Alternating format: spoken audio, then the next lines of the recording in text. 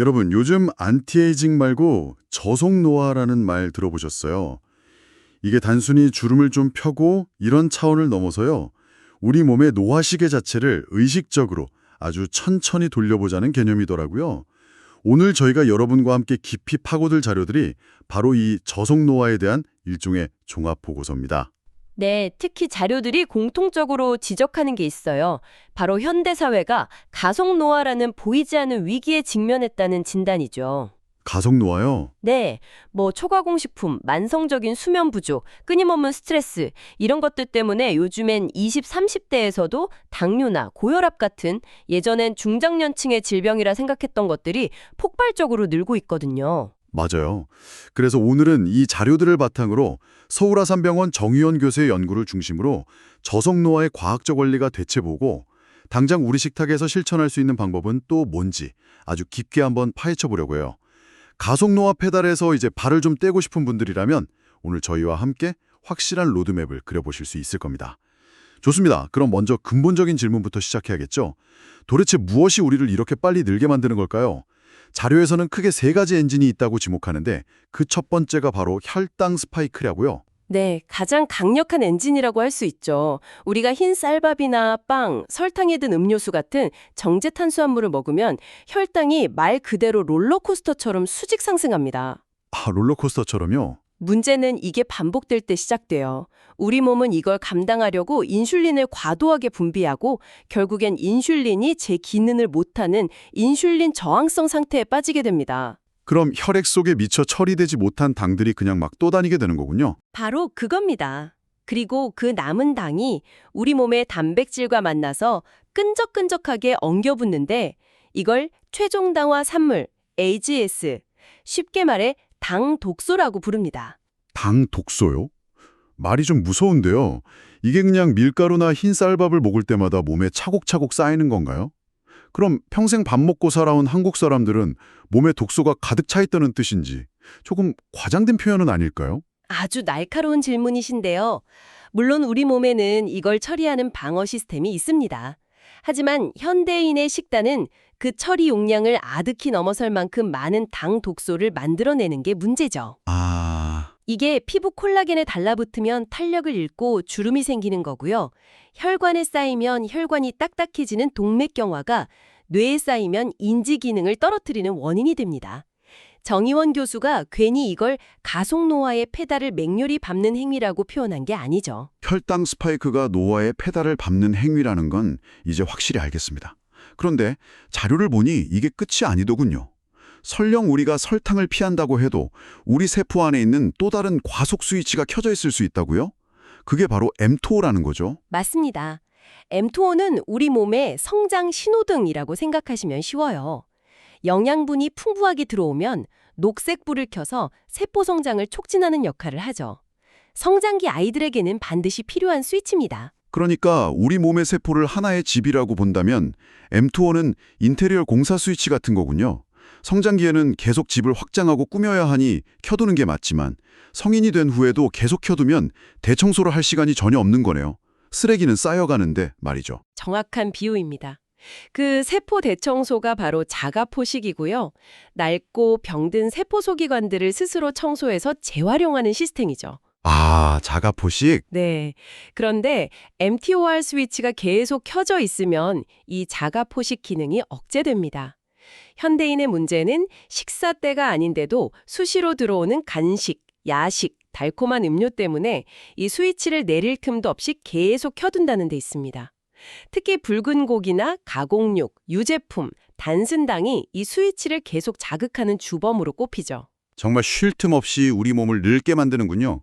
혈당, 세포 스위치, 그리고 마지막 세 번째 엔진은 단순히 먹는 걸 넘어서 우리의 뇌, 그러니까 정신적인 부분과도 깊게 관련이 있더라고요. 네, 맞아요. 도파민 중독과 스트레스의 악순환. 네, 세 번째 엔진은 앞선 두 엔진을 더욱 가속화시키는 역할을 합니다.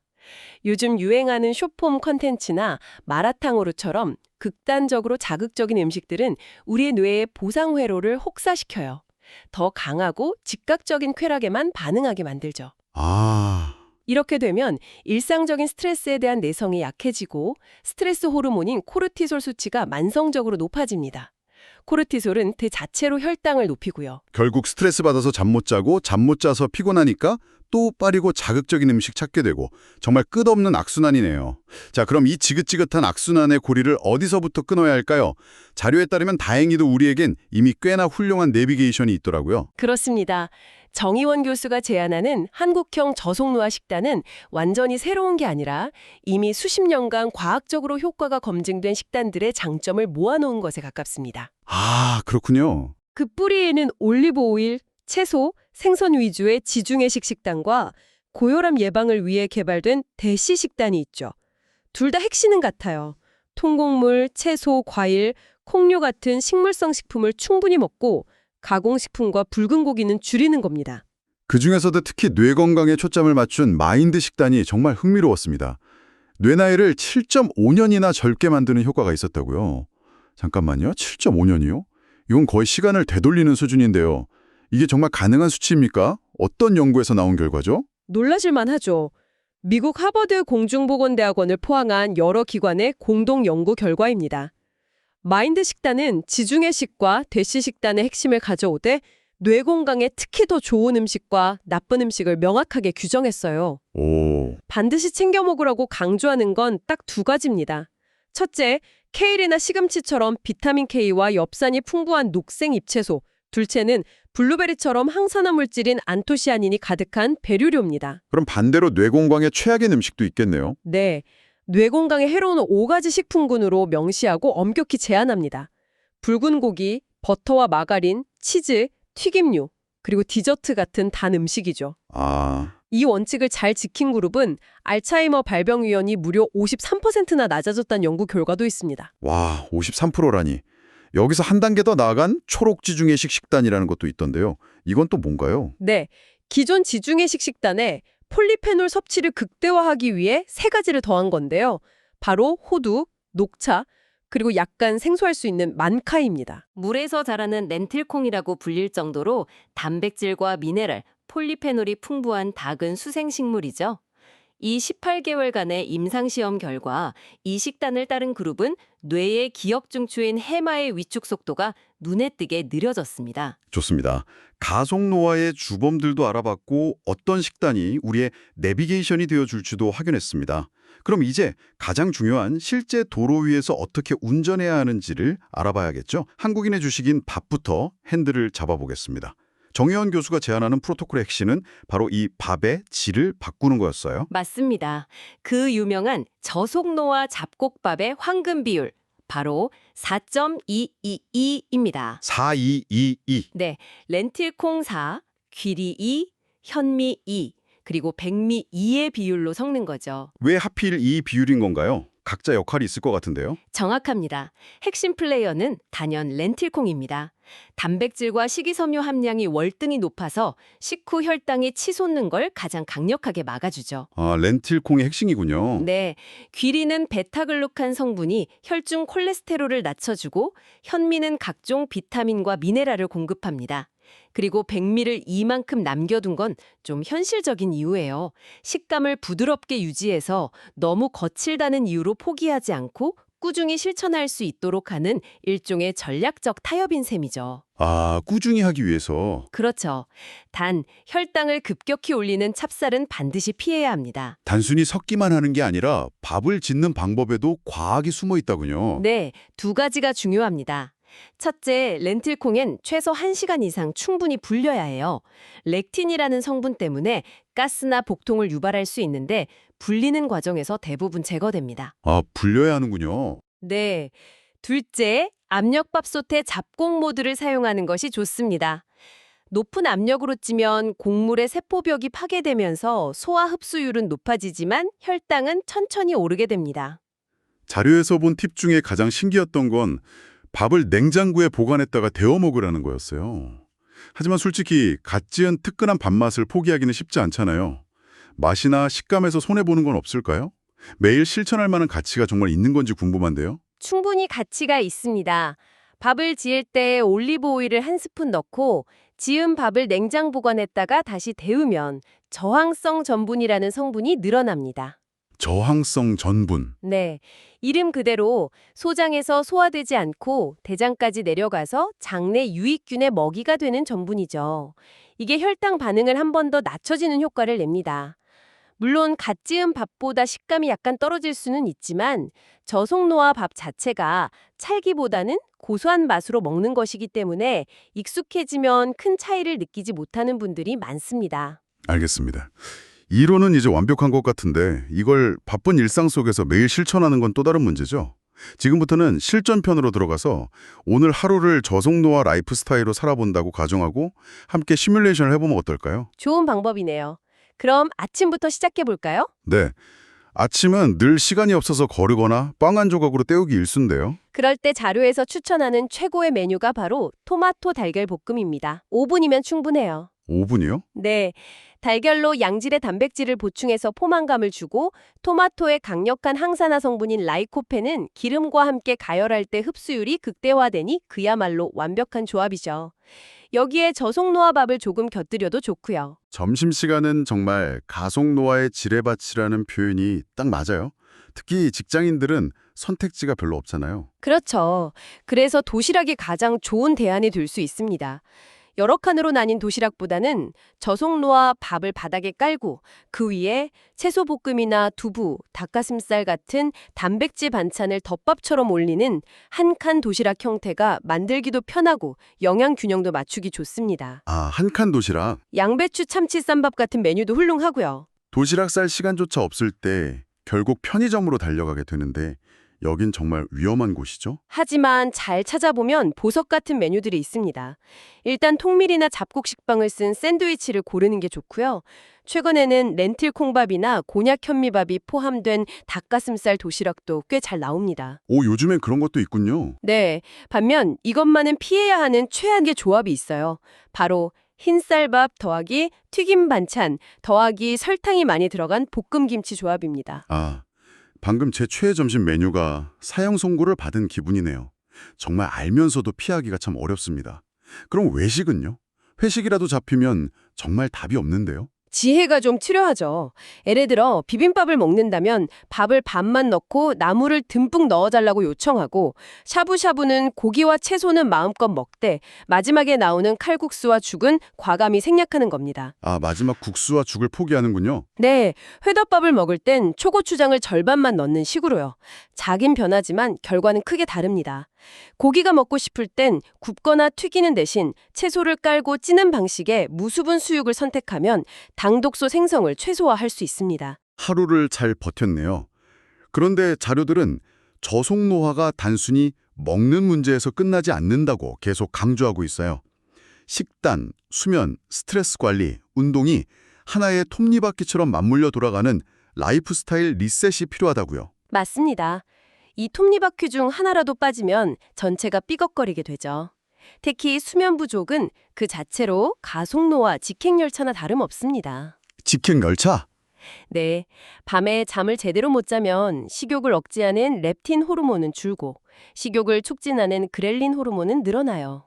다음 날 나도 모르게 단 음식이나 정제 탄수화물을 더 찾게 되는 과학적인 이유가 있는 겁니다. 하루 7.3시간 이상 가급적 자정 이전에 잠드는 것이 정말 중요합니다. 스트레스 관리도 마찬가지겠죠? 스트레스 받으면 매운 떡볶이부터 생각나는 사람들이 많으니까요. 그렇죠. 만성 스트레스는 혈당을 높이는 코르티솔 호르몬을 계속 분비시키고 몸에 염증을 유발합니다. 거창한 걸 할 필요는 없어요. 하루 10분 정도의 명상이나 4초간 숨을 들이마시고 6초간 천천히 내뱉는 간단한 복식 호흡만으로도 우리 몸의 부교감 신경을 활성화시켜 스트레스 반응을 크게 줄일 수 있습니다. 그리고 운동, 특히 근육의 중요성도 계속 언급되더라고요. 근육이 마치 연금 같다는 표현도 있었어요. 네, 근육은 우리 몸에서 혈당을 저장하는 가장 큰 창고이기 때문입니다. 아, 창고 역할을 하는군요. 네, 근육량이 많을수록 식사 후에 혈당이 급격히 오르는 것을 효과적으로 막아주는 완충 역할을 하죠. 나이가 들수록 근육이 중요해지는 이유입니다. 대단한 운동이 아니더라도 식후 10분에서 20분 정도 가볍게 산책하는 것만으로도 혈당 스파이크를 막는데 아주 효과적인 전략입니다. 그런데 이렇게 좋은 저속노화 식단이 모두에게 정답은 아닐 수도 있다는 경고도 있더라고요. 부작용이나 주의할 점은 없을까요? 이건 만병통치약이 아니니 자기 몸에 맞춰 적용해야 한다는 메시지 같았어요. 네, 아주 중요한 포인트입니다. 가장 흔하게 겪는 건 갑자기 섬유질 섭취를 늘렸을 때 생기는 소화 불량이나 가스 같은 소화기 트러블이에요. 우리 장이 적응할 시간이 필요한 거죠. 아, 그렇죠. 이럴 땐 처음부터 4대2 비율을 고집하기보다 백미 비율을 높게 시작해서 서서히 잡곡 비율을 늘려가는 게 좋습니다. 물을 충분히 마시는 것도 도움이 되고요. 더 중요한 건 고령층의 역설이라는 부분이었어요. 이건 정말 꼭 짚고 넘어가야 할 것 같은데요. 맞습니다. 75세 이상 고령자나 이미 근감소증이 있는 분들에게는 젊은 사람들에게 적용되는 엄격한 동물성 단백질 제한이 오히려 해가 될 수 있습니다. 이 시기에는 근육 유지를 위해 소화가 잘 되는 양질의 단백질을 충분히 섭취하는 게 훨씬 중요하거든요. 아, 거친 잡곡밥이 소화에 부담이 된다면 부드러운 밥을 드시는 게 나을 수도 있고요. 정의원 교수는 이걸 생애 주기에 따른 포트폴리오 리셋이 필요하다고 표현합니다. 나이에 따라 건강 전략도 달라져야 한다는 뜻이죠. 결국 모든 걸 완벽하게 지켜야 한다는 강박관념부터 버리는 게 시작이겠네요. 바로 그겁니다. 자료에서도 계속 강조하는 것이 지속 가능성이에요. 오늘 한 끼라도 덜 해롭게 먹자는 유연한 태도가 완벽주의보다 훨씬 더 강력한 힘을 발휘합니다. 어쩌다 회식에서 과식했더라도 자책하지 말고 다음날 아침 토마토 달걀 볶음으로 다시 시작하면 되는 거죠. 오늘 저희는 가속노화라는 시대의 흐름에 맞서서 우리 몸의 시간을 되찾는 저속노화라는 개념과 아주 구체적인 실천법들까지 깊이 있게 들여다봤습니다. 핵심을 다시 한번 정리해본다면 첫째, 단순당과 정제 곡물을 최소화해서 혈당 스파이크라는 가장 강력한 노화 엔진을 끄는 것. 둘째, 렌틸콩, 귀리, 현미를 섞은 저속노화밥을 우리 식탁의 중심으로 삼는 것. 셋째, 식단뿐만 아니라 충분한 수면, 스트레스 관리, 그리고 근육 운동을 하나의 시스템으로 관리하는 것.